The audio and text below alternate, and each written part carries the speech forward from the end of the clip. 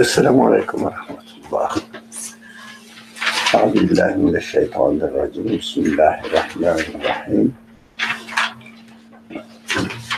الحمد لله رب العالمين الرحمن الرحيم مالك يوم الدين إياك نعبد وإياك نستعين اهدنا الصراط المستقيم صراط الذين أنعمت عليهم غير المغضوب عليهم ولا الضالين آمين. وصل اللهم على محمد وعلى آله وأصحابه وأتباعه وسلم والحمد لله رب العالمين.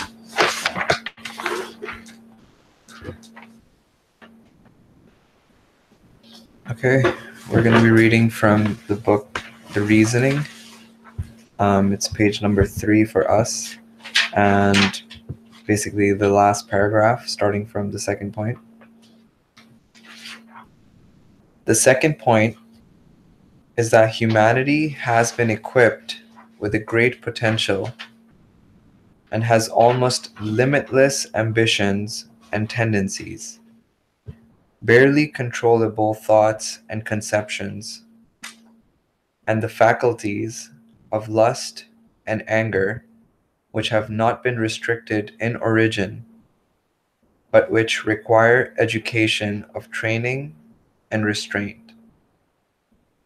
This essential dimension of human existence also requires prophethood.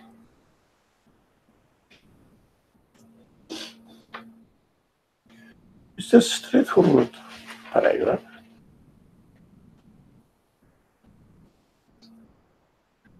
But I have some concerns about it, questions which needs to be reflected on.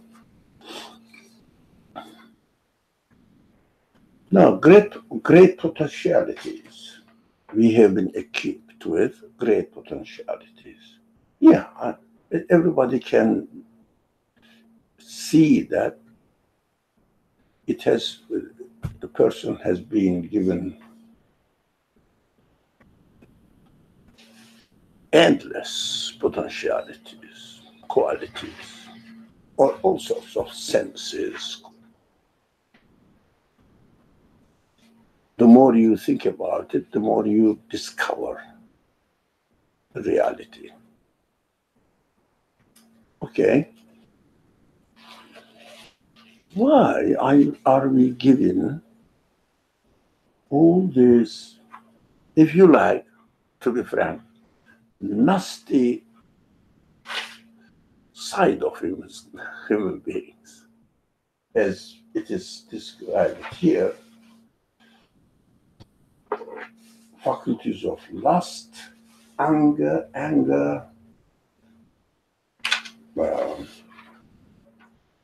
barely controllable thought, imaginations, and conceptions that we develop. We invent excuses. I'm an expert on inventing it. If I do something and it may not look really appropriate, I justify it. Well, I'm able to do that, and I'm sure everybody has this kind of tendencies to justify. If I like somebody or a group of people, or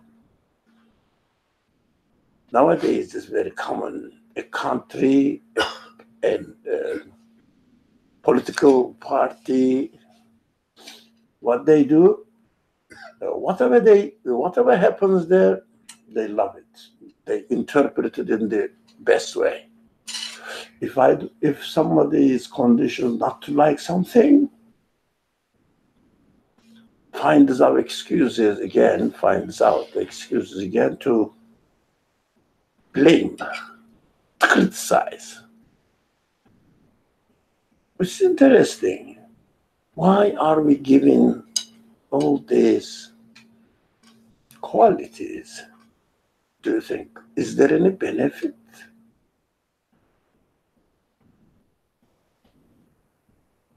So The question is clear, eh? Or we see that nothing is created without any wisdom.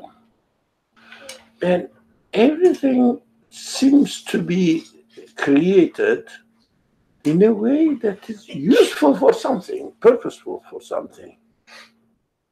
So my question is, there must be a point in there being created in me, within me.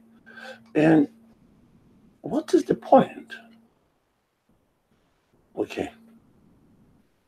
So I had a comment and slash answer.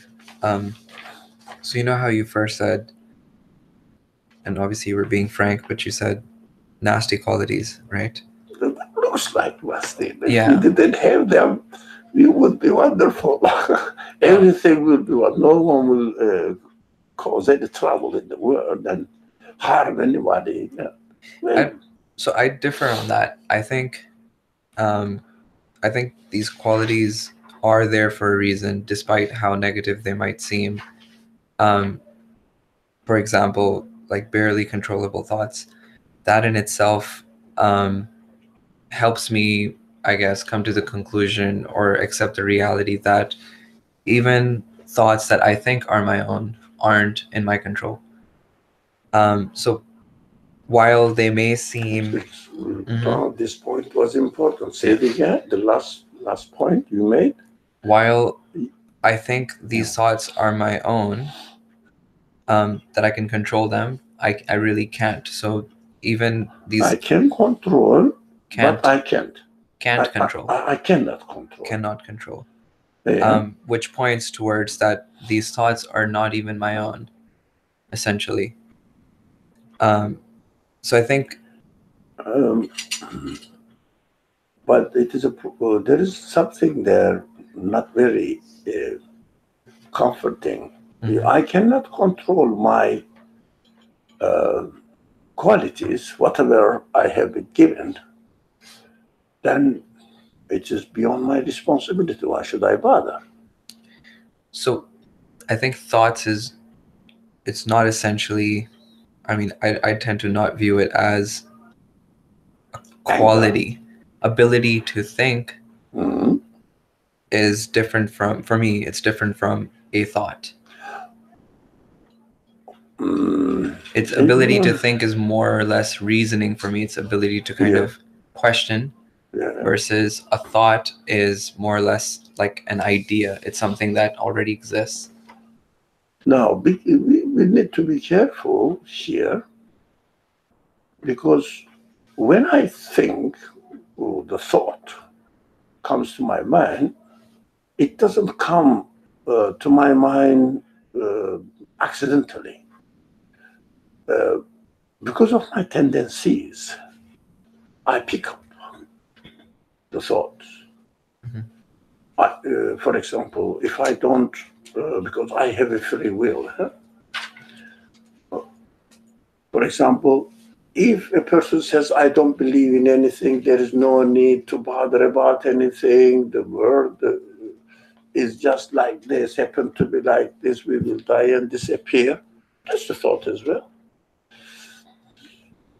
You can pick up either this kind of thought or try to make sense of it in accordance with the realities that you experience in the world and try to make sense of it, benefit from it, try to benefit from it.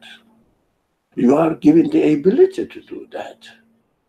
So both sides are open for us. So no one is born as an unbeliever or denier or a nasty person.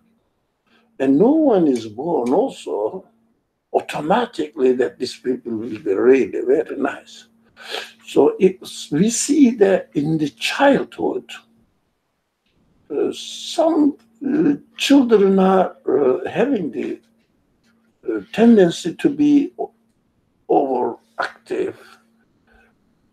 Some people, children seem to be very quiet, but quiet and calm, but not because they are created in this way. Everybody is given a certain kind of tendency, and they have their own choices within those tendencies. For example, a calm person may not really bother about taking the things seriously and easygoing.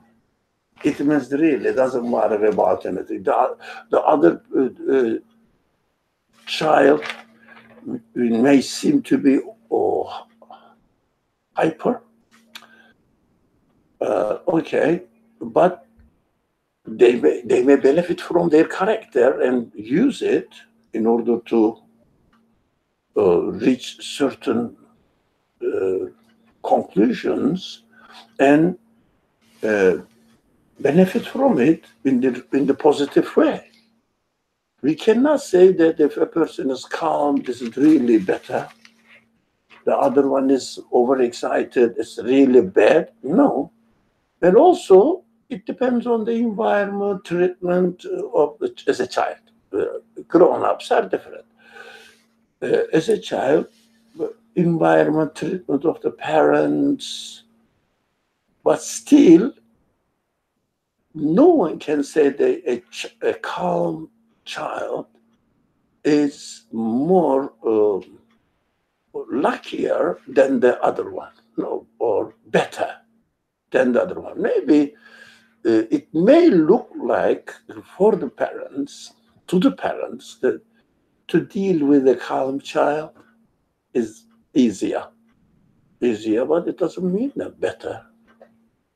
No one can guarantee that. But uh, physical causes, biological causes, environmental causes as a child, and especially nutritional causes, most of the children, I guess, they are hyper because of their habit. What habit? Eating habit? Or how is it called? Dietary. Yeah, they take a lot of sugar and energy, and they become. And then the parents say this child is hyper. That's a made-up story. Yeah, it is. They like, for example, I like sweet, so I have an empathy towards my children. I think that he likes sweet. So when I want to reward him, give him sweet and make him dependent on sweet, and then becomes hyper. Not the only reason, definitely, but one of the fundamental reasons. Dietary is for the child important, and also routine. If a child doesn't have enough night sleep, it's a problem. This kind of things. So we cannot say that being able to think, thought is different from being able to think and reflect and having alternatives. No, that's what alternatives come out of the thoughts. We call them thoughts. Alternative comes from using my free will. We are not talking about the child anymore. And accordingly, making excuses to justify or right or wrongly to justify an idea or an attitude, a behavior. Do you think, for example, having no limit for our thoughts, everything can come to our mind anytime, and anger, and also uncontrolled or difficult to control human lusts. Are they bad?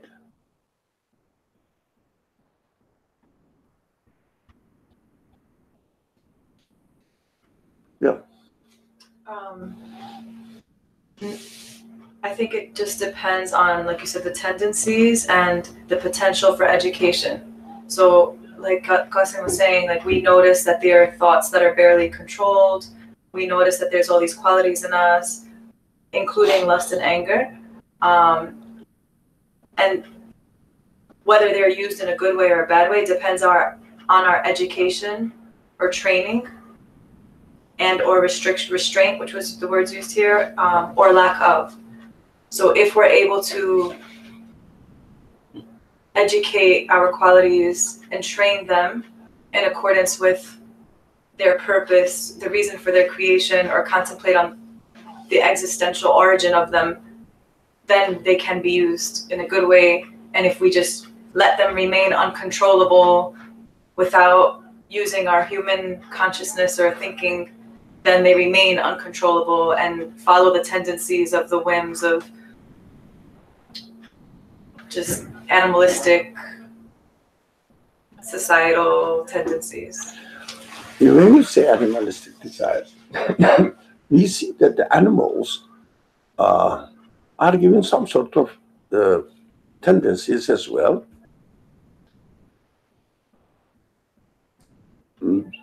They don't have from themselves, they don't have the opportunity to train themselves. They don't feel the need to restrict themselves. They are not put on the position to, anger, sense of anger arose in me. I say, no, this is not good. I shouldn't do that. I shouldn't choose this one. I have a free will. Animals don't. So, well, they act as they are created. Yeah. Dogs are loyal to the person. Cats are loyal to the householding or the environment. They cannot change it. They have no option. But human beings are given the option. Yet it is that definitely requires, as the text says, that we have to train. We have to restrain them, but we are given the faculty to do that. What is that? How do we restrain ourselves? By Training our human consciousness. Using free will. We can do that. While we are using the free will to control them, to redirect them to another direction, etc., what do we do? Any idea? What do we do while we are doing that? While we're utilizing our qualities, is that what's the question? question? But through a free will. Mm-hmm. Either restrain them or let them go and educate ourselves or not educate ourselves as it comes, really, like animals that don't use their free will. If the sense of anger comes, that's it. They don't know how to curb it, how to restrain it. They may choose not to. Not they don't know. They may choose not to. Free. So if this is the case, do we have any benefit from it? Yes. What is that? Educating ourselves. Educating for what purpose? I mean, for example, you get education in engineering, so you learn engineering. What do you learn out of this? Which kind of profession you develop? If I was to use an analogy and say that, by educating myself about how to utilize or use myself, if I'm a tool, and the only way to use a tool is to know how it works, and what is possible with the tool, what is impossible with the tool. So through these qualities that I guess are given to me or within me, I can use them to educate myself about how I work and who I am. And that allows me to exist in a way where I can better utilize myself.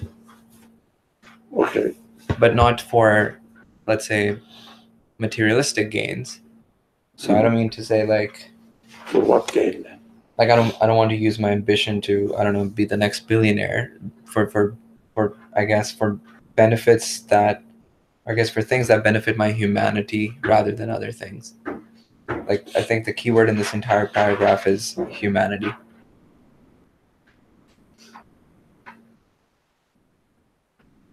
You developed your humanity for what purpose? I think you have some comment. Yeah, the text in the previous paragraphs used the wording guide on its way of eternity. So the benefit of the training is to satisfy our humanity. I think that's what the word humanity was like a trigger word, because our humanity cannot be satisfied by temporary use of any of our qualities. If any of our qualities are stuck in its temporary use, it doesn't truly satisfy our humanity. So the benefit of the training would be to satisfy our humanity. And then my question is it true then that, for example, the revelation that claims to be from the speech from the Creator is necessary because it's the guide to the way of eternity, which is the only way to use these qualities, lust, anger, to satisfy humanity then? There is jumping here, guidance from first, let's establish that we need guidance. Let's establish that first, that this guidance should be the source of our eternal happiness, what we seek for. Without establishing that, we are talking about, do we really? What are we going to do with these qualities? Do we really benefit from them? Can we benefit from them? And then, which kind of benefit? Which kind of benefit we can expect from it? So we should be careful not to overlap the steps. I was thinking about an analogy as well in terms of your question. I was thinking about like a garden. And if you have a garden but you don't take care of it, you just let it grow, then all the weeds will come and take over all the other plants, and it will grow, but it will be a mess in a way. So you have to take care, I don't know, kill the weeds or whatever, take care of the plants and everything so that it can grow in the best way possible, in the most perfect way possible. So I guess here, animals in this analogy are like the garden which you don't tend. They grow the way that they are. But humans have free will, in which case I can choose which way. I can let my garden grow just as it is, or I can say, no, I don't want this, or I want to do this instead. And this, one thing that comes to my mind is that with the animalistic approach, it's, animals eat their food, but they don't think about the meaning beyond what that is. They just act as they are. Whereas I have the ability to extract meaning from my interactions with the physical world. Okay, the word humanity, and also in your analogy, what, again, by, for example, developing our humanity, okay, what are we going to achieve by developing our humanity? What are we going to achieve? So, okay, I train myself, I could control my feelings, I redirect them here and there. For what purpose? What am I going to achieve from it? I become a perfect human being. What do we mean by perfect human being? How can we be, I'm a perfect human being, not perfect in the sense that I am a perfect man with nothing lacking in my existence. No, we know that we cannot really make ourselves perfect, but as an expected person, it means, what is that? end goal of training my humanity. End goal of training my humanity. What is it? Why? Why am I going to develop my humanity? Why? For what? What do you mean by humanity? These are not human. For example, if a person, let's say, cannot really restrain his anger, typical example, simple example, and if you say, man, you shouldn't get angry that much, he may say that, look, I am a human. I have been given this sense and I'm using it. What's wrong with it? What's wrong with it? In your analysis, you know this example, you said that there are wild weeds, etc. We have to take care of it. Why? Why should I take care of it? What's the end goal? End goal. Yeah. All right. So what comes to my mind is, through knowing or educating myself, and basically converting my potential into a capacity, I can then leverage my capacity to actually fulfill the purpose that I guess one believes in. The purpose. So again, the belief, one believes in belief is the result of your training yourself, or right. That is the result. It's a cycle. Yeah, So, for example, belief develops. We have the tendency to use the pre-existing concepts. Belief develops as a result of my attitude towards my tendencies. Right. So how can you say that? Well, which is, do you see the not matching really? For example, in order to achieve my belief, but the belief is the result of your choices. So perhaps if I break it down in an analogy, it might make more sense, because that's how I initially understood it. So for example, let's say I just found myself existing and there's a river, and I find myself in a state where, let's say, I'm hungry and there's no food where I am, but the food is on the other side of the river. I don't know how to swim. But by, I guess, reasoning, I say, okay, there is a river, there is food, I have hunger. I come to the conclusion that I have the potential to swim because I try to practice it, or I try to, turn that potential into capacity, and I'm able to swim, go across the river, get the food that I guess initially had the desire for, because all of this is essentially just given to me. It's like I'm not essentially creating any of this, so I'm just accepting my reality. As I'm accepting each stage of the reality, I'm kind of converting that into my belief. So while I didn't know how to swim, but I knew I had to swim to get across the river to get to the food, that in a way, because I accepted that reality, it became my belief. And as I started converting my potential into a capacity, it's a vicious cycle in a way, like it keeps building up. It's a problem is that it's irritates me. In order to fulfill my belief, what are we going to achieve? For example, okay, you have the potentiality, you know that the food is there, so let me learn how to swim. Okay, learn how to swim for what? What are you going to achieve? But the word belief here, right. I'm going to develop my belief, fulfill my belief. Belief is the result of this argument. We haven't completed the argument. So where did you get this belief?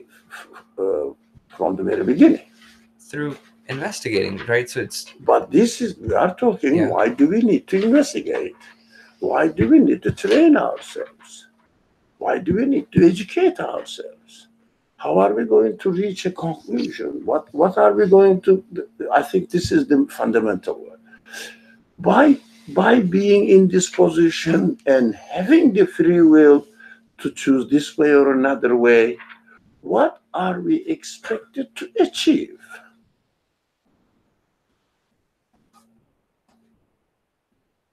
Okay, I think I'm being maybe too fussy, or yeah. Let's develop. Yeah, continue.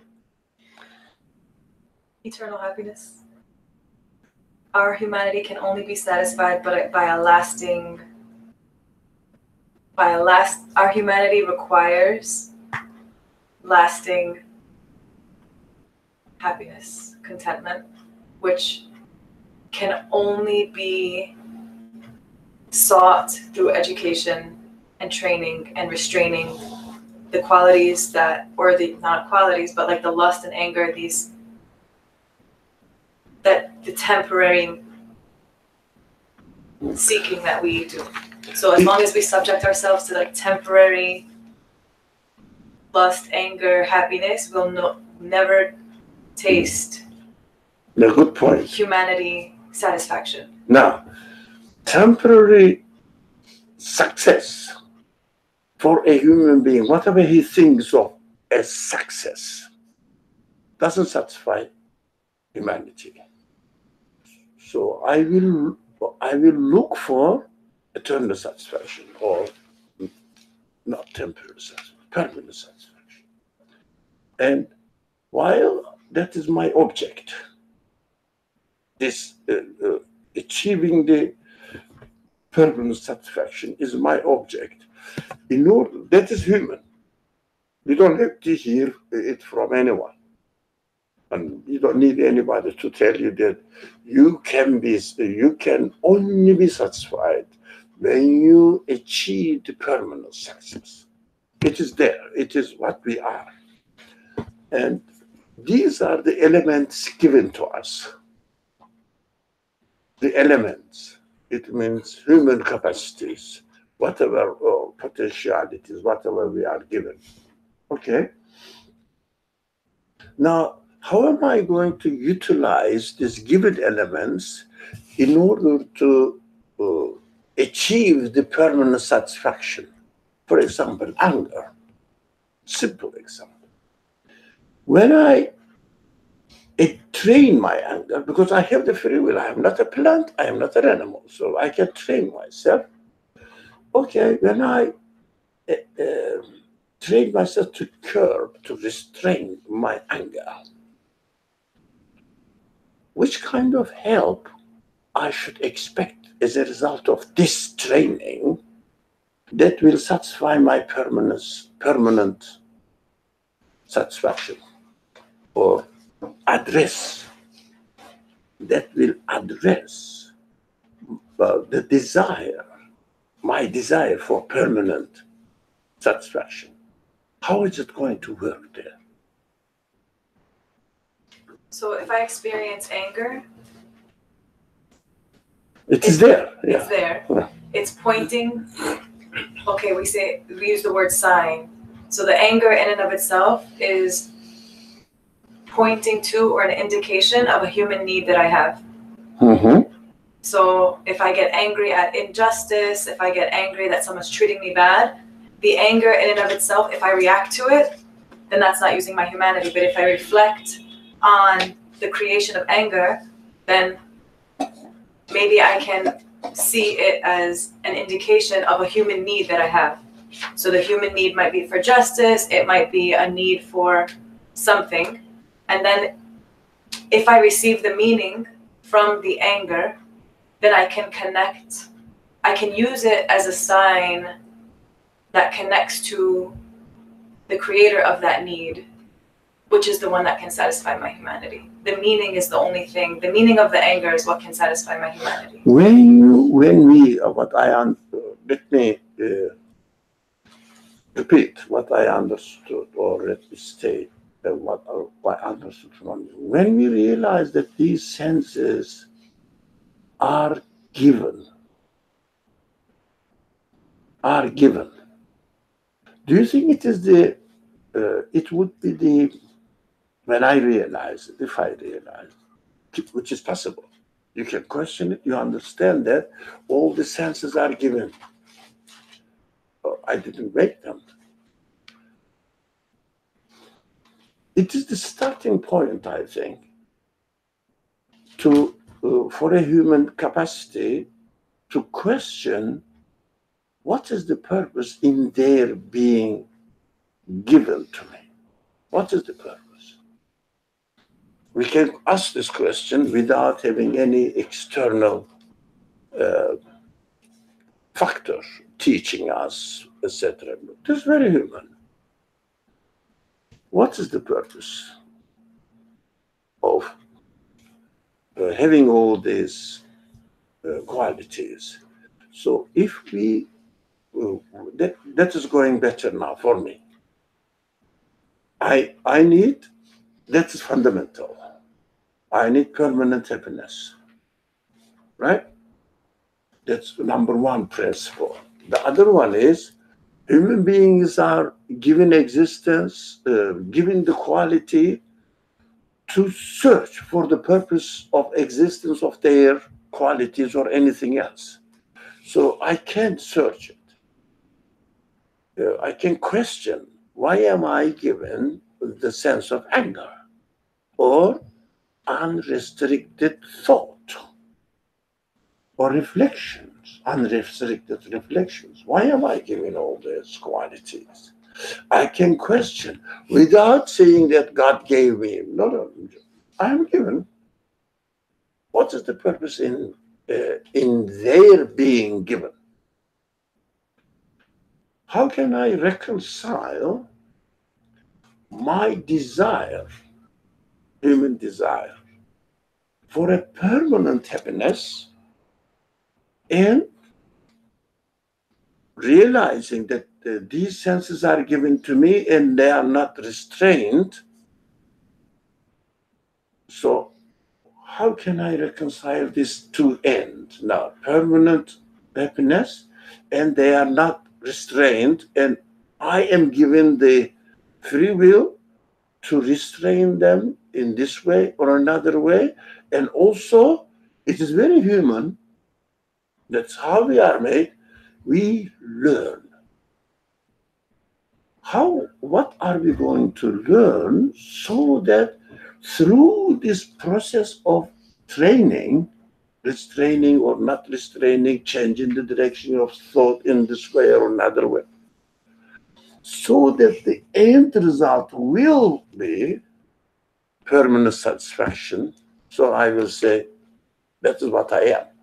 That's my reality is. Permanent satisfaction.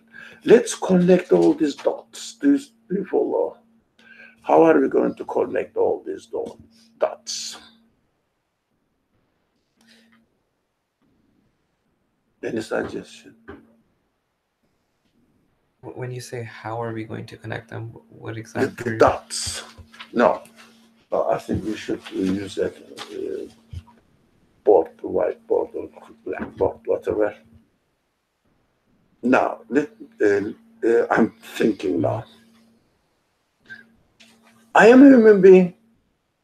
If there is no permanent satisfaction, I am uncomfortable. Mm-hmm. I'm not happy. That's what I am.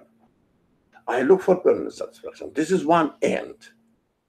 Another end, on the other side, maybe the beginning from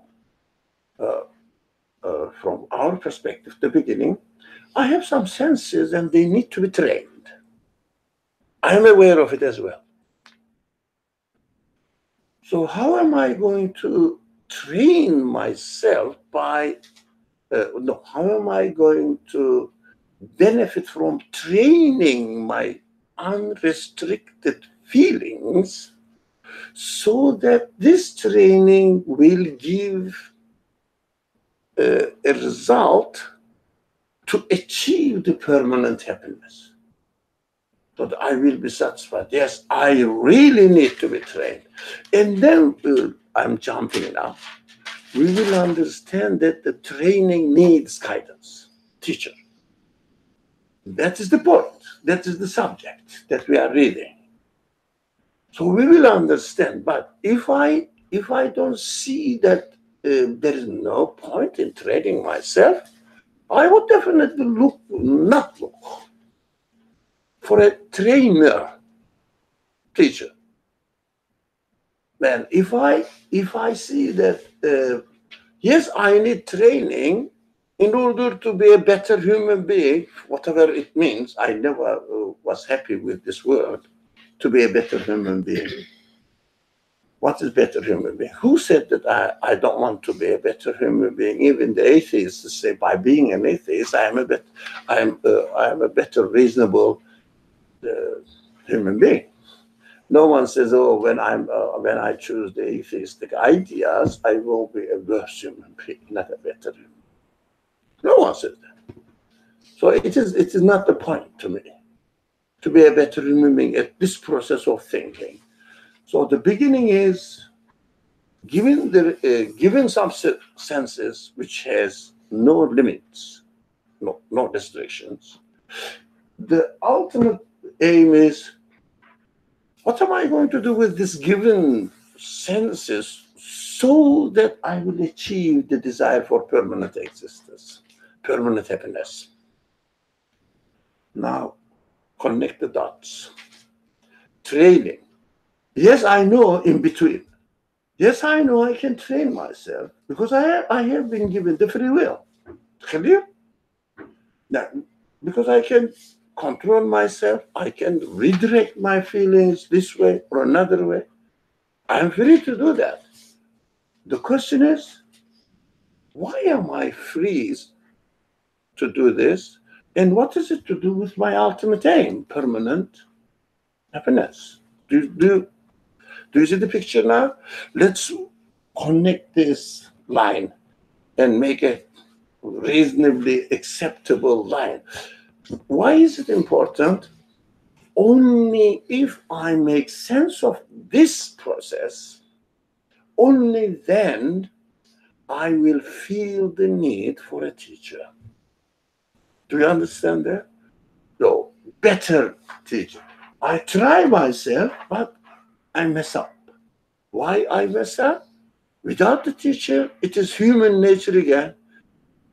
Even, for example, you studied something, karate or something. Okay. How do you call the master or guru or what? Sensei. Sorry? Sensei. No. Sensei. You can say master as No, well. no. Say it the word. Sensei. Oh, God. Sensei. Sensei. You got it. Yeah. You need a sensei. Why? Why don't you take the children get a stick in their hand? Or why they are using the pencil? When they get bored, what do they do? With the pencil. Pencil suddenly turns into a rifle because he's influenced by the video games, you know. So, well, why don't you do it yourself? And why do you need a sensei? Can you? Now, this is a second stage.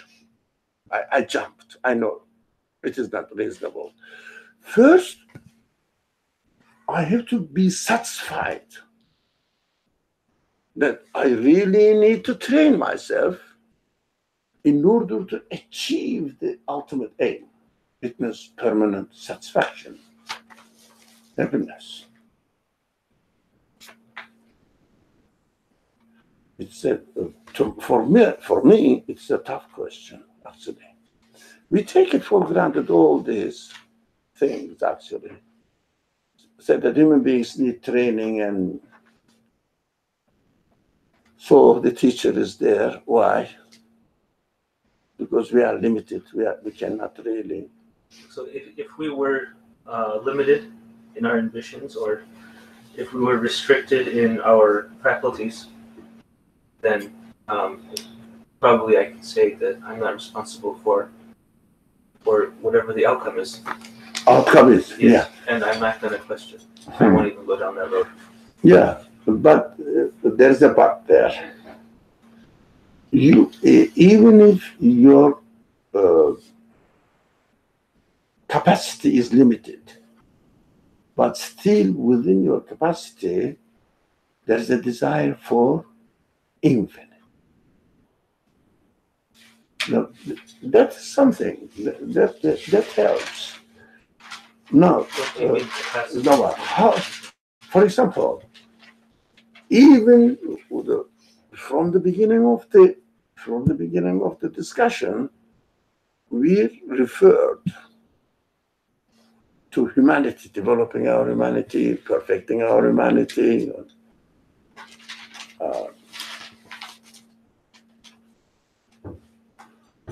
With the limited capacity, when you perfect your humanity, to be a better human being, of course, we need a criterion for it.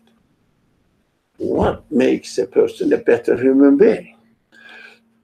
For me, the criterion is if by choosing a path, a way, or a way of training takes me to eternal happiness, that is a perfect human being. But unfortunately, the word,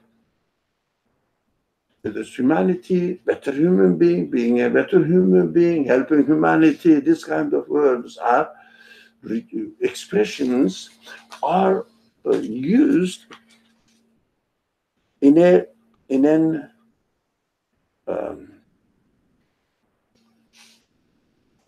reductionist way. Reductionist way. What do I mean by reductionist way? Reducing human life and existence to the time period, lifespan between birth and death. In this society, when we say we have to be a good human being, what do they mean by being a good human being? This material, this secular civilization defines good human being as helpful in society. Society, to other people, be kind, and die and disappear. No permanent satisfaction. We have to be very careful when we use this word humanity. Yes, humanity is reality. That's what I am. I am not a stone, I am not a tree, but I am a human being. But human satisfaction can only be realized by achieving the permanent happiness. Now, also we know that we cannot achieve the permanent happiness in this world by using the facilities, opportunities given to us in this world. Now there is I can see that there is a stepping stone here. We can put our foot on it and jump. It means reach a conclusion. Now, whatever you do, the best man, no one was hurt because of your behavior. You were the best man, best knowledgeable person. It's very important, because when we describe a person as a good person, means he's knowledgeable, he's kind, he's helpful. For what? You learn everything for what? And you helped everybody. What happened? Okay, you died. Human desire is what? To achieve eternal happiness. But by being kind to others, you can feel happiness. Yeah, that is encouragement in our creation. When you do something right, you feel comfortable. When you do something wrong, you feel disturbed. That's how we are made. But what is it to do with the eternal happiness? Nothing. Well, I felt comfortable, you know.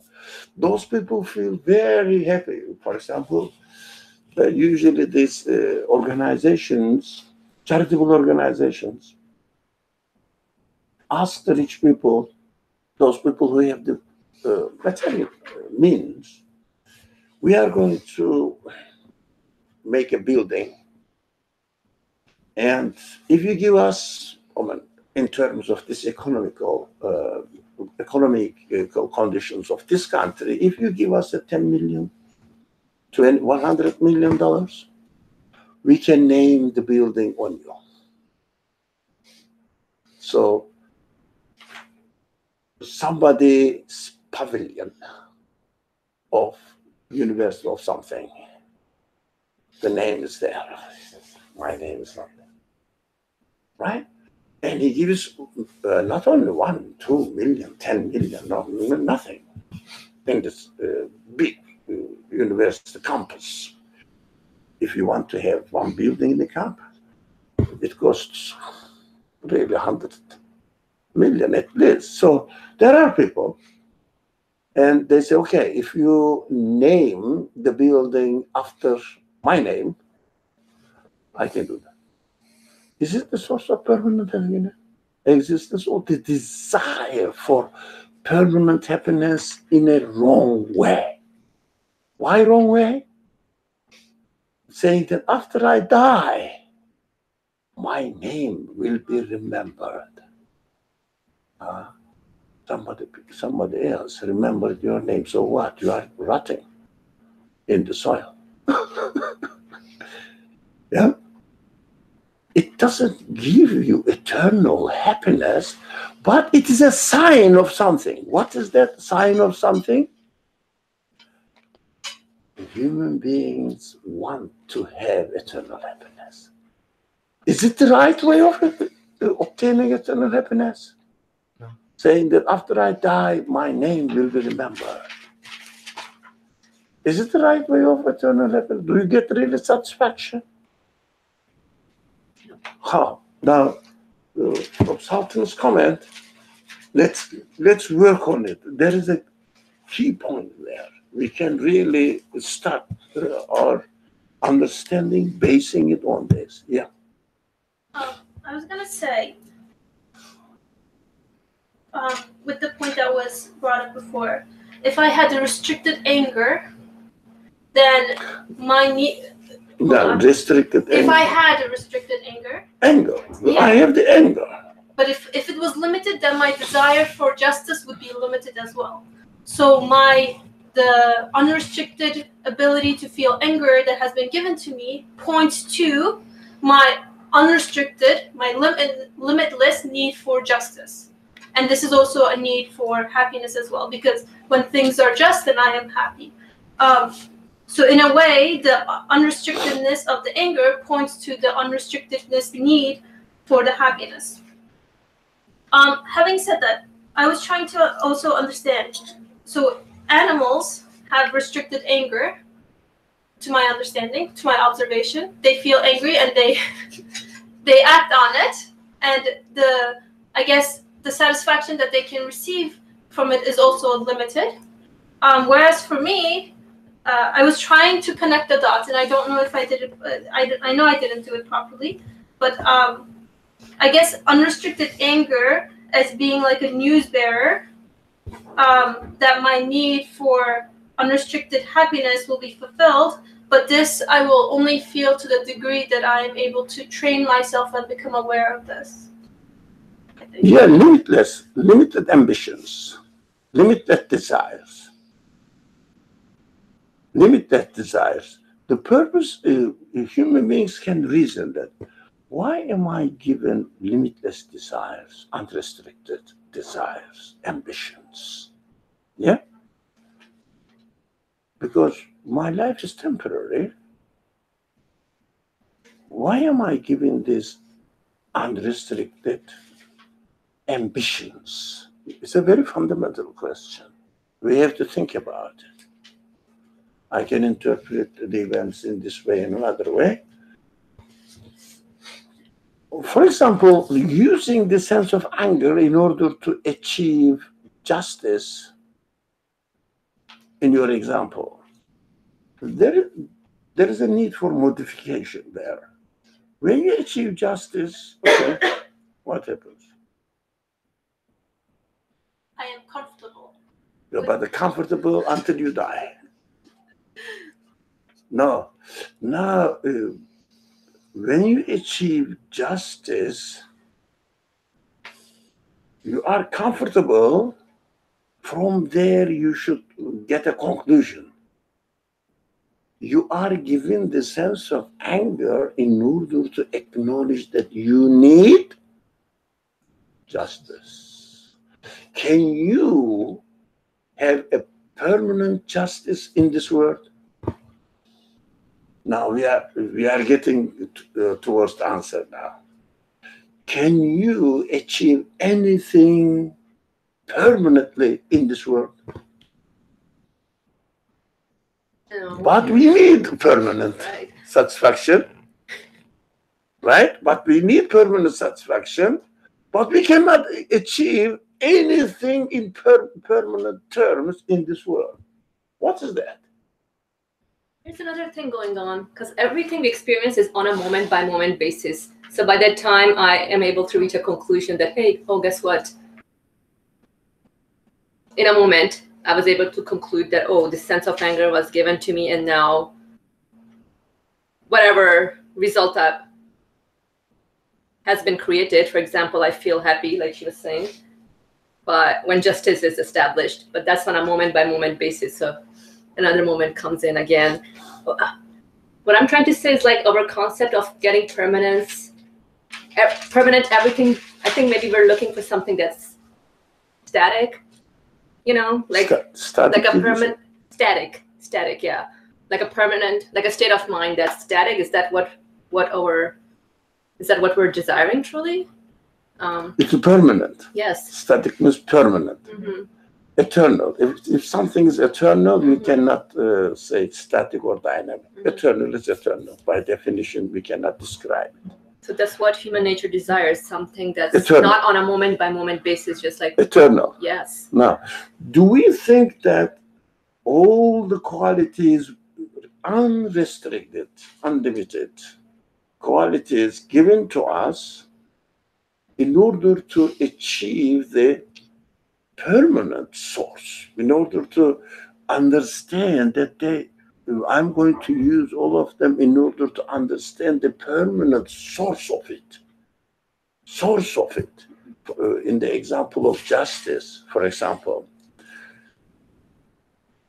I may use my sense of anger. There is an injustice there. Go out and rebel or do some reactions, and stop this injustice there. And what happened? You feel that we succeeded. Yeah, we made it. We succeeded. Because we are given the sense, again, a sense of loving justice. Okay, you succeeded, so what? Not permanent. Yes, you like justice. We prefer to have justice. That's how human qualities are, if you like, adjusted or organized. I want justice, but I want eternal justice. Can you success in eternal justice? Every civilization dies. Every king dies. Every type of administration has an end. Whether justice or cruel or whatever. But ends. Nothing really remains permanently in this world. You can solve one problem, two problems, three problems of the society, establish justice there. You can be a very just ruler in the society, or in the society, in the family, in your friendship circle, wherever you are, whatever the relationship you have. You can be a very just ruler, but if you don't have the eternal source of justice, you are never satisfied. Do you get it? Does it make sense? You are never satisfied. So do you think there is a relationship between these unlimited ambitions, unlimited human qualities, and the nature of this world never allows the permanent practice of these qualities? This contradiction, I like this word. Then I say, the beauty of this universe, this kind of creation is,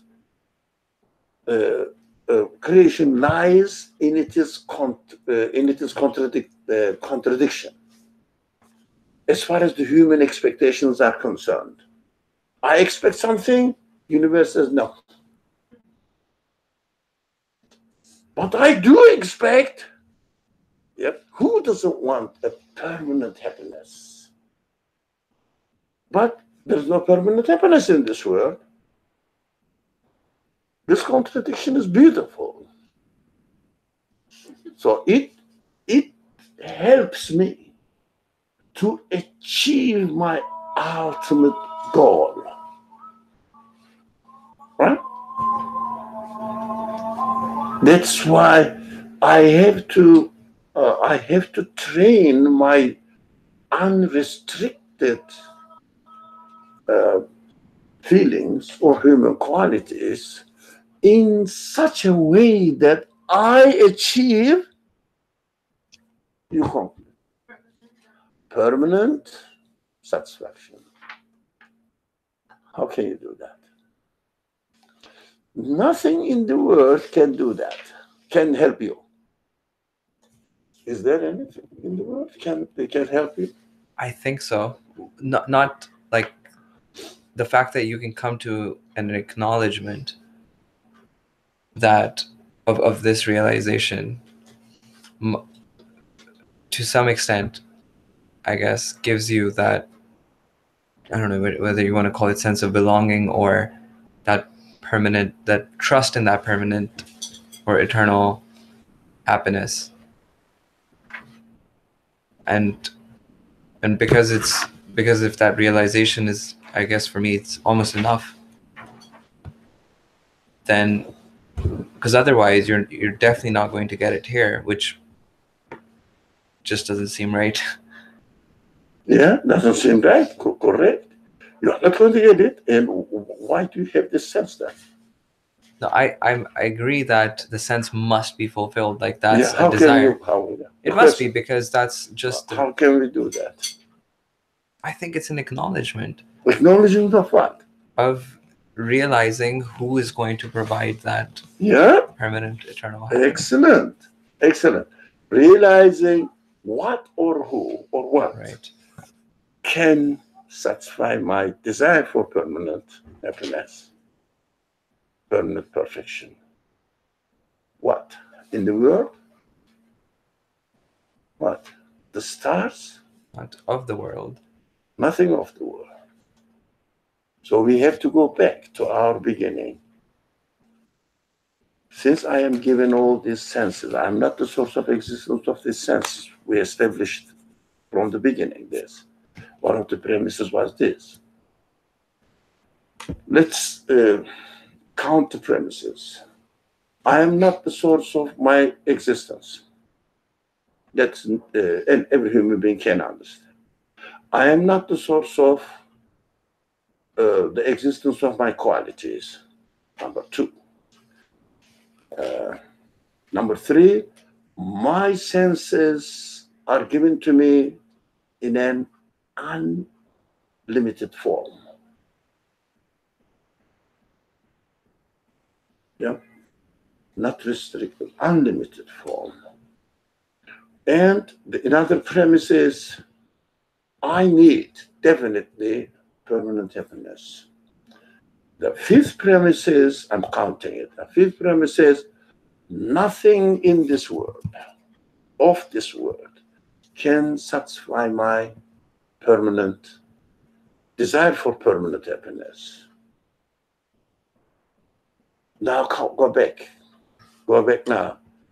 The one who gave me the desire for permanent happiness and unrestricted human qualities, we look at the universe, nothing is meaningless. So in my existence, there is a conscious factor behind my existence. Because when I look at the universe, nothing is meaningless means the source of existence of this universe must be a wise one. So the source of existence of my human qualities and the desire for eternity must be based on a wisdom. How can I obtain this wisdom? I cannot find myself. I have the desire, but I don't know how to fulfill it. Right? Does it make sense? I have the desire, I don't know how to fulfill it. But the source of existence of the desire, these desires, must be a wise one, because perfectly arranged, everything. Perfectly arranged. I cannot say that I had intelligence. Accidentally, I had feelings, this and that. Because there's no source of existence of feelings, there's no source of existence of intelligence in this world. It means given. Oh, can we comfortably conclude that whoever has given existence to the universe and to me in it must tell me what is the purpose? How am I going to utilize all these senses so that I will fulfill the desire for eternal happiness? Don't we see that the teachers claim to have been employed by the creator of the human beings? They claim it. They always speak to us in terms of what? Look, this universe is a sign pointing to its source of existence and saying that, asking that use your limitless qualities in order to find out who your source of existence is, and attach your being to that source. Then that source can satisfy you. Nothing of this universe can satisfy you. So connect your being, your existence to it. Does it make sense? Yes, sir. And really, it is an excellent reflection. Yeah, there must be a purpose in the existence of everything and in the existence of my feelings as well. And the source of all these existence seems to be a wise one. He must fulfill it. It means he must teach me how can I utilize all these unrestricted feelings so that I can acknowledge their source of existence. What was your teachers? Who? Sensei. Sensei. Yeah, really sensei. And this text says, the second point is all about this. Why do we need a sensei appointed by the one who created me with an unrestricted feelings, human qualities? Unrestricted is important because that is the way you understand that I am not the source of existence of these qualities, but I need eternity. So these unrestricted qualities must be used, employed, in order to understand the absolute qualities or infinite qualities. In your example, anger is given to me in order to feel, experience the need for justice. I need justice, and I need justice eternally, right? I need justice on a permanent base. Can we succeed here? It means this is the need. Who can satisfy this need? What can satisfy this need? The one who gave it to you. It's very simple. The one who gave it to you. What is needed in this world? Acknowledgement of his wisdom, his purpose. It is a training ground here, this world.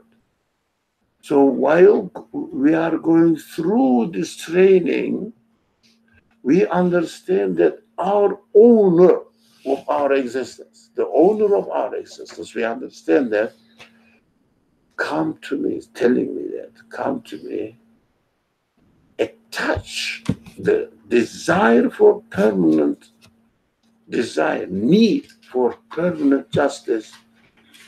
To me, nothing else can satisfy you. So don't get satisfaction from this world.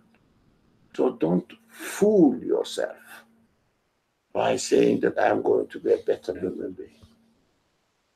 It's just fooling ourselves.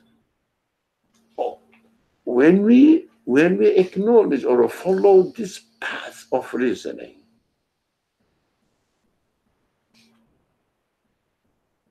does our human being, human side, get satisfaction?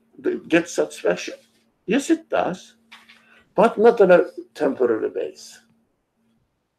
But I can practice the temporary base in this world in order to consolidate that my creator is the source of absolute justice. I have to represent it because I have been given the sense of justice. Why are we given the sense of justice? If we did not have or give, if we are not given the sense of justice, we wouldn't feel the need for the justice, permanent justice, so that we wouldn't really look for the source of the sense of justice. Who can do that? What can do that? What the prophets or the messengers, teachers, do in this world, in a very common language, simple language, they say, acknowledge your God. Don't worship anything of this world because they are not worth it. What does it mean? No, nothing in this world can satisfy the sense of justice in this world. So they are not worth it. If not even one building or one institution you establish, even 1,000 institutions you establish, all the sultans,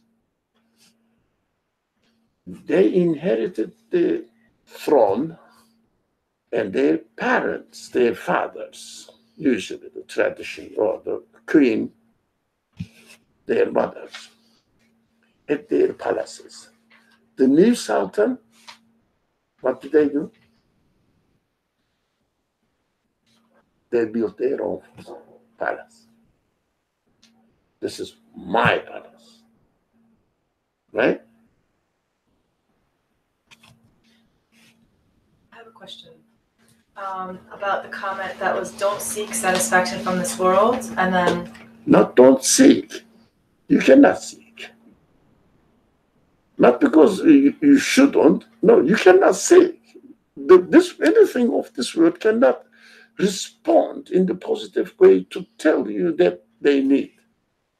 They can satisfy you. So you shouldn't. Meaningless. Yeah. At the same time, we said the practice of satisfaction on a temporary base ought to be used to consolidate the conclusion that only my creator can satisfy. The creator of this sense. Okay. So my question is, at the same time, as human beings living in a temporary world, we're constantly seeking new means of satisfying our food.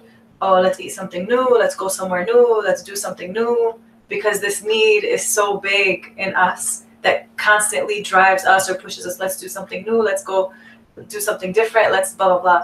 And so my question is then, as long as we, again, our humanity pushes us, I don't want to eat the same thing every day. I want to go somewhere new. I want to make something new. Let's prepare something new. As long as we continue to use that desire, that drive, in a way that I can acknowledge it as pointing to my need for eternal happiness, and every time that it's temporarily satisfied here with a new food, a new location, a new scenery, new clothes, because I mean, new appearance of the house.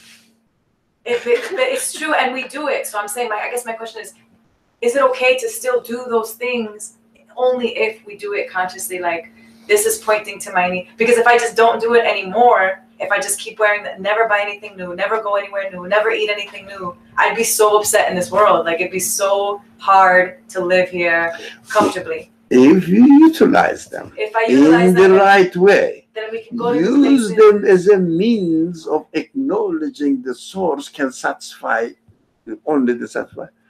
You don't become a slave of your temporary desires. So it's okay to still you free yourself from some temporary desires. You don't have to renew your clothes every season.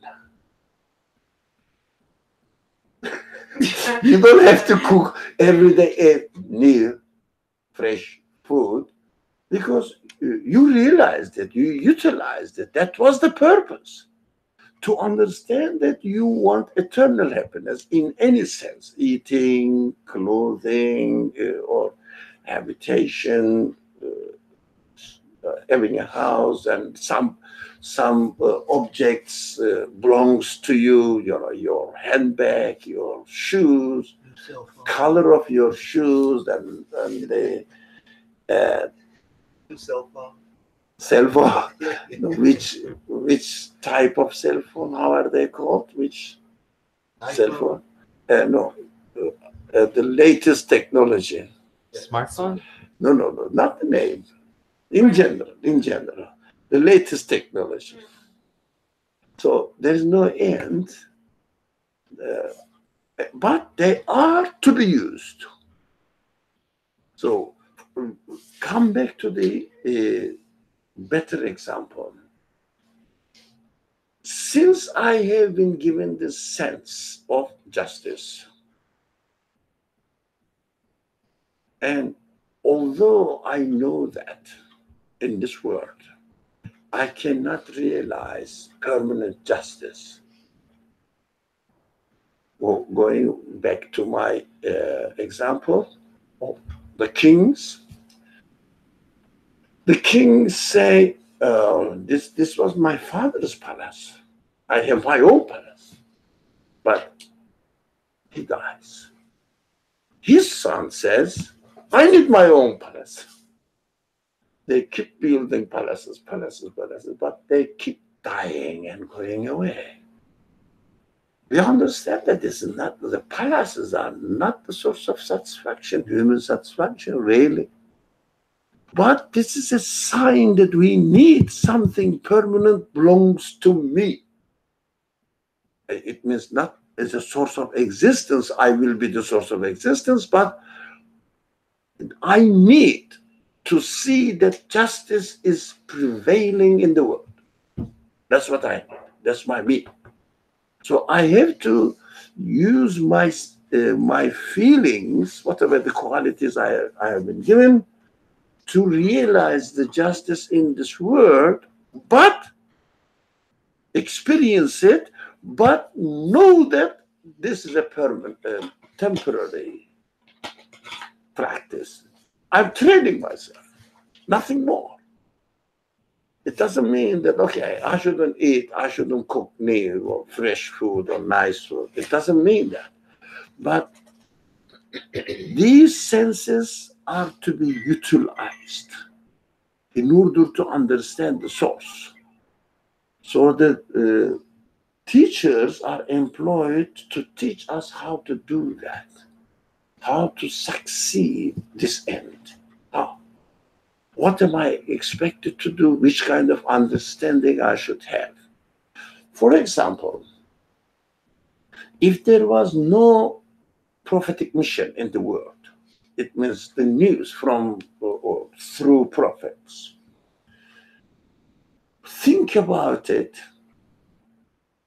This world is nothing but a puzzling place, and we cannot never imagine that these words, everything in this world, is a sign to an eternal, absolute being.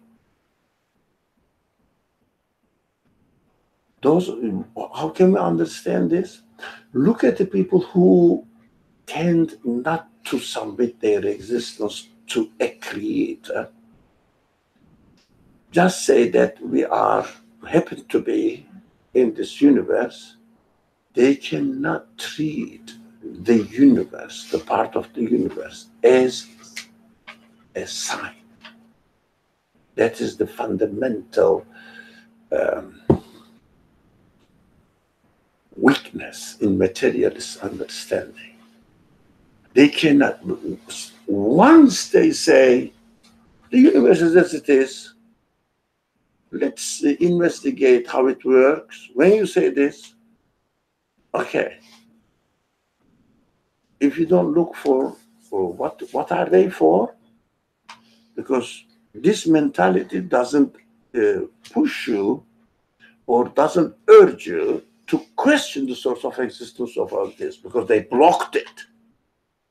They blocked the way which forces human beings, urges human beings to look for the source of existence of all these meaningful things. They said all the things are meaningful. There's a very famous saying in a very frank materialist philosopher. Everything is meaningful in the world, but their meaningfulness, hey, be careful, is meaningless. There's a very famous man, very famous philosopher said this, scientist philosopher. That is puzzling. You understand? No. Everything is meaningful in this world. That's what science is all about. Because of it, everything is taking place in a meaningful way. Or let us work it, trust. They trust that when they find a law or the principle of existence, they trust. But yeah, that is why the science can study. Otherwise, why should I study if it is going to change tomorrow? Learn how a thing is coming into existence today, tomorrow it doesn't work. There is no need to study the universe. So the establishment of the universe is all meaningful, right? But why are they meaningful? That doesn't make sense. That's why it's a meaningfulness of the existence is meaningless. That is the dilemma of materialist understanding. But that is, to me, not human at all, not thinking of human qualities and using the human qualities in the right way. we should never forget this attitude of the materialist people. Okay. So kind of like to go through the circle, I realize that I'm a human. I have a need for eternal happiness, but I also recognize that this universe is incapable of satisfying me, so I cannot attach myself to it. Satisfying my eternal happiness. Need for eternal happiness. So I have to attach myself to the source, or to the one that has given me this desire. But this means that to attach myself to the source, something is missing. Something is missing. When I look at the universe, everything is meaningful. Everything has a purpose in their existence, and they cannot be the source of this meaningfulness. The matter itself cannot be the source of meaningfulness because they are not intelligent, they have no wisdom, they have no free will. So how are they meaningful? Right? And then continue now. So the source of existence comes afterwards. No, whoever has given existence to this universe must have a wisdom. Okay, so following this wise way of creating. Okay, I recognize the order and the meaningfulness and the wisdom in the universe. So I then conclude that my need for eternal happiness, there must also be a wisdom behind it. Yes, correct. And so then I can then go to the next step of concluding that the one who has given me this desire for eternal happiness must be the only one who is capable of meeting this need, satisfying this need. And then, so I need a way in which I have to learn to attach myself to the source, and this, I guess, means that I have to become firm in my conclusion that this desire will be fulfilled. By the source of existence, the one of this desire. And yeah. So that must be the reason why this desire is given to me in order to acknowledge the source of its existence.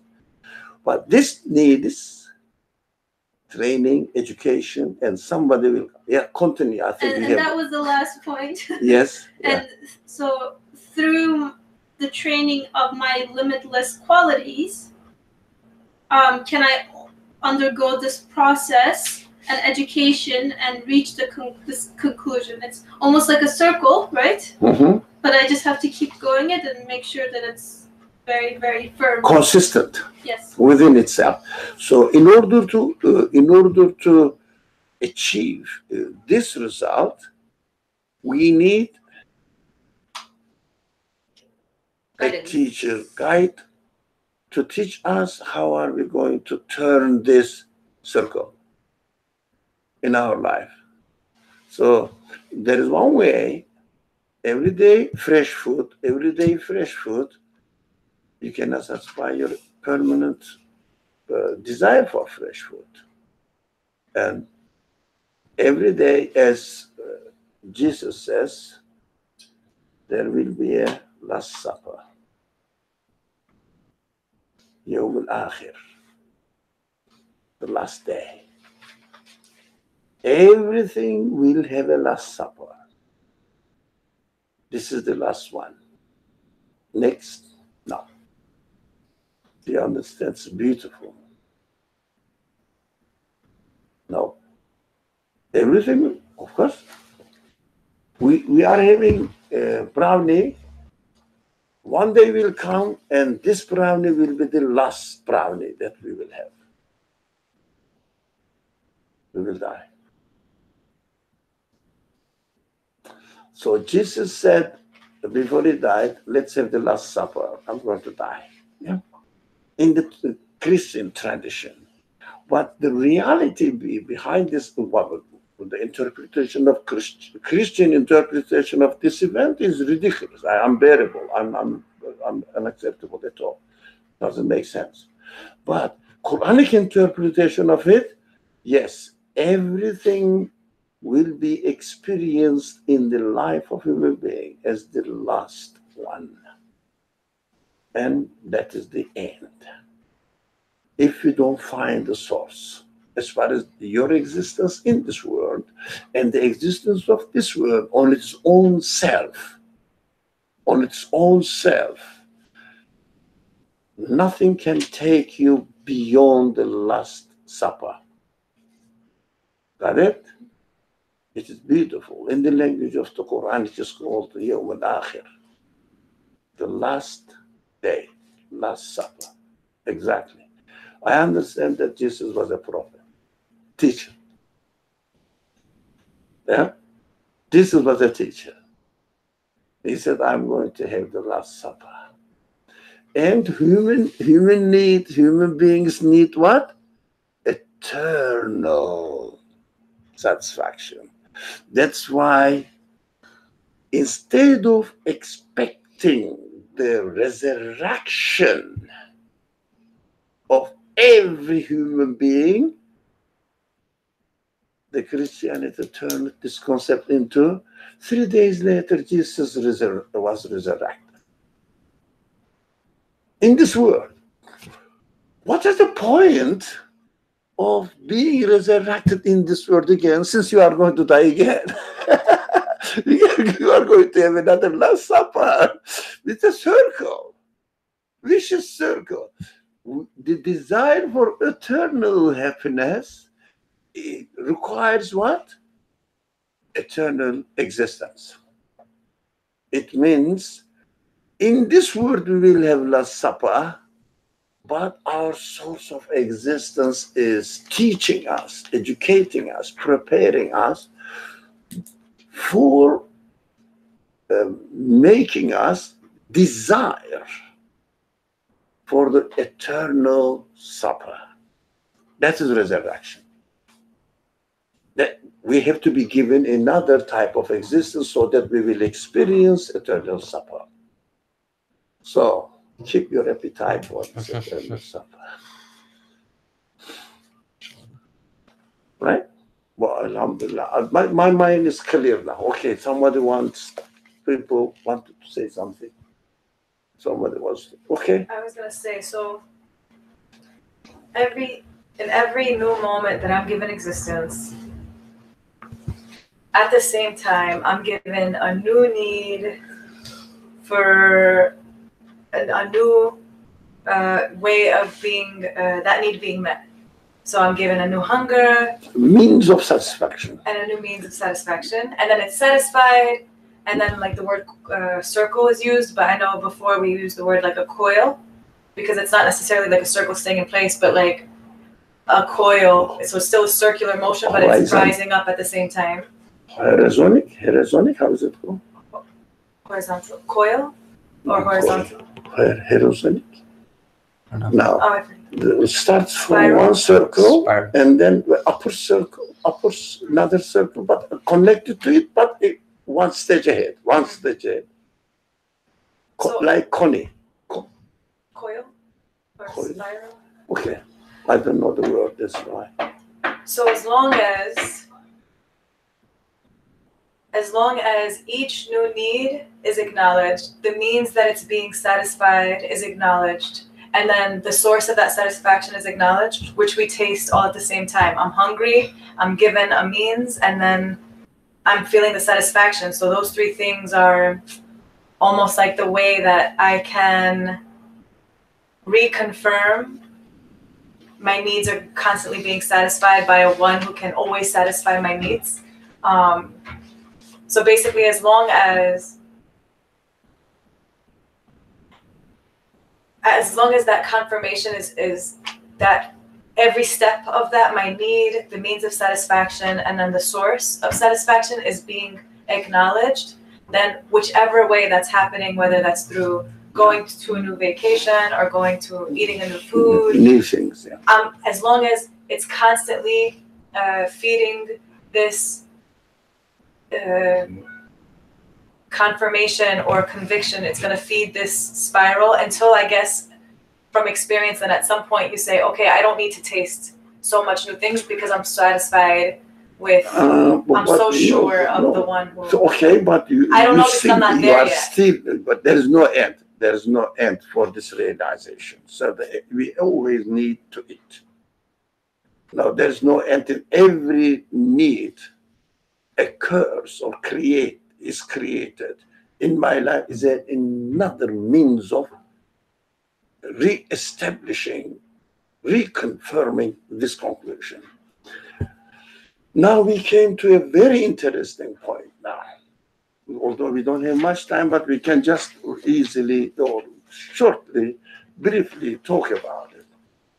Do you think that the creator of this universe or the creator of these senses, this setting we have been discussing, appoints a teacher to teach me how much you eat, how you eat with your right hand, left hand, is classic? Or do you think that this teacher teaches me the meaning, pointing in eating, meaning in eating, pointing to the source of this need, who can satisfy you, introducing the source? If we talk about sunnah, following the path of the Prophet, in terms of how much you should eat, when you should eat, how you should eat, whether standing or sitting or with your right hand, with your left hand, this kind of things are essentially irrelevant. But they are not totally irrelevant in the practical practice of the Prophet himself. In physical terms, where are you going? It's very important. It's very important, this point. Okay, listen to it later on in the day. In the practical life of the Prophet, we must use it as a means of remembering, recalling the teachings of the Prophet. Means of. For example, if I say Prophet ate, let's say, well, I don't know whether it is really true or not. This is the custom, but I don't think it is true. If it is left-handed, then you can eat it with the left hand. But whatever it is, when I eat with your right hand, I must say that this is not the sunnah. No, nothing to do with sunnah. This must be the means of realizing the mission of the Prophet and making me recall it, remember it. Then while I am eating, this is not the source of satisfaction, and this action of eating must be used in order to understand that I need permanent satisfaction, and the permanent satisfaction can only be realized by the creator of the sense. It means now, what we do now, we treat the prophets in culture only in terms of material means, not the meaning. It means when you eat with your right hand, you fulfill sunnah. Example. That's it. You follow the Prophet. No. You don't follow the Prophet. You imitate a physical action. Doesn't mean anything. Prophethood has nothing to do with it. The real message of the Prophet is, by using all these means, we are expected to reach a conclusion. It means, the Prophet ate this way, but the mission of the Prophet is what? To teach me. Only the Creator can satisfy me. Use this word as signs. Everything is a sign to its source of existence. It is that if we use it in order to, if you really physically follow the way that the Prophet lived in this world, in order to remember, refresh our minds, our understanding about the mission of the prophethood, That is correct. If we reduce it to only physical actions, has nothing to do with your prophethood. Do you understand that? Oh, the culture is full of what? Physical imitation of the prophet and saying that this is what the prophet did. And I followed the sunnah. It's a sunnah. They say, for example, eat with your hand, right hand, it is sunnah. Okay, I ate with my right hand, so what? I fulfill sunnah? No. Did I fulfill sunnah?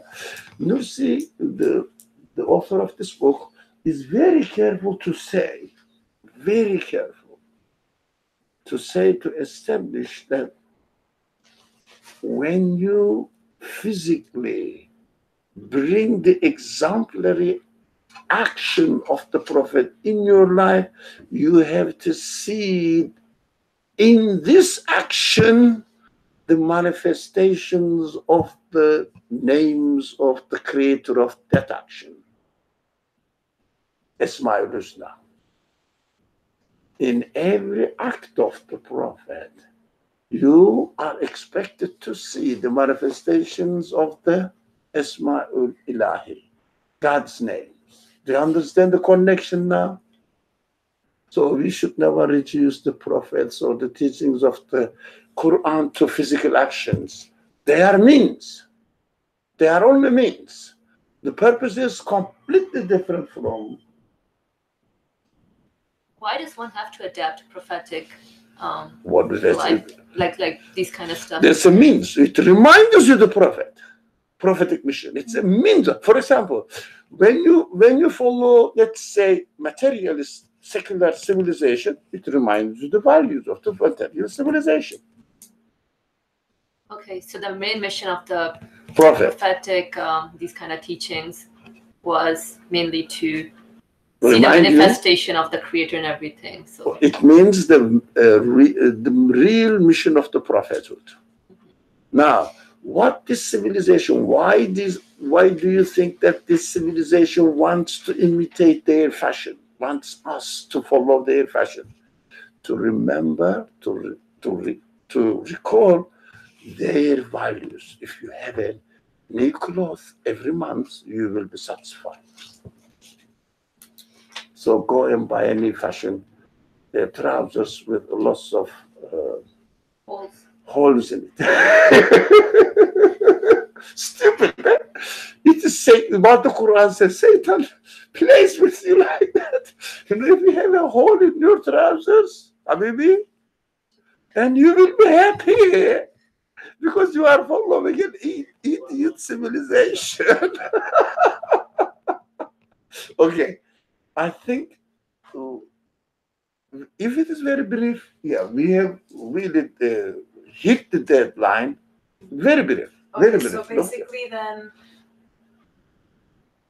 and it's mashallah such a beautiful, beautiful, beautiful conclusion that practicing the physical eating with the right hand, stepping in with my right, stepping if in. it is correct, I don't know. I doubt it. Okay, but any action which is performed as a means of saying that, realizing that this is how the prophet acted, and the prophetic mission is what? To point to the source of existence, of the qualities of the source of existence of this world, which is eternal, absolute being. Anything by mistake. Look, although the prophet did not really emphasize that you have to eat it with your right hand, but you thought that the prophet wanted us to eat physically with your right hand, and eat it with your right hand and use it as what? As a means of remembering, recalling the main mission of the prophet, which introduces the absolute being to you. That is why I don't attach any importance to the authenticity of the hadith narrations. Do you understand? I said, don't mention about the authenticity of the hadith. What are you going to do? What are you going to do with it?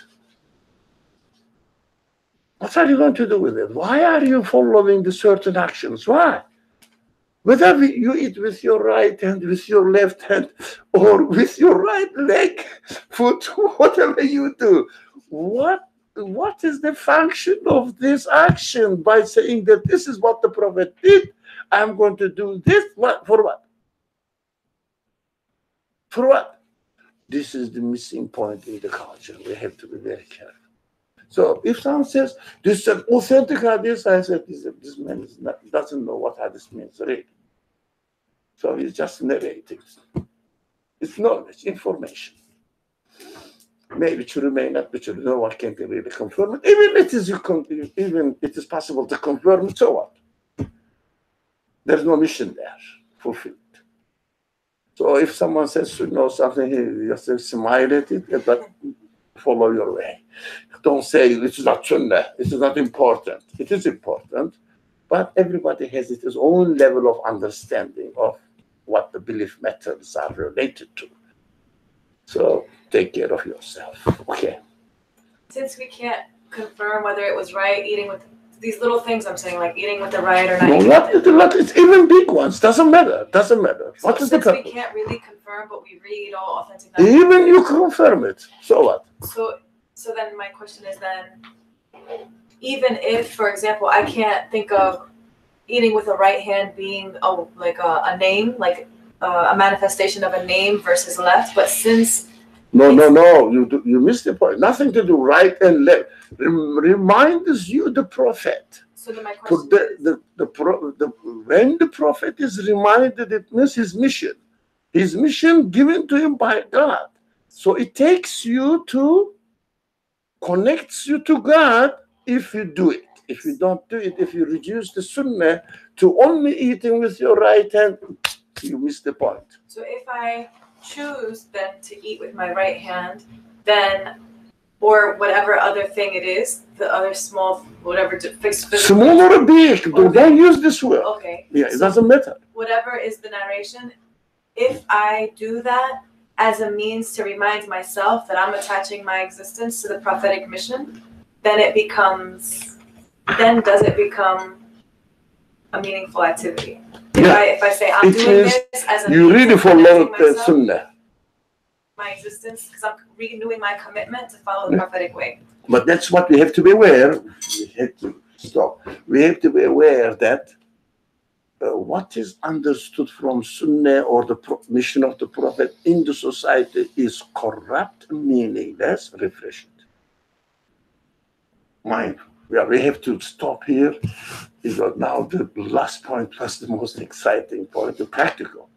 بسم الله الرحمن الرحيم سبحانك لا علم لنا الا ما علمتنا انك انت العليم الحكيم واخر دعوانا الحمد لله رب العالمين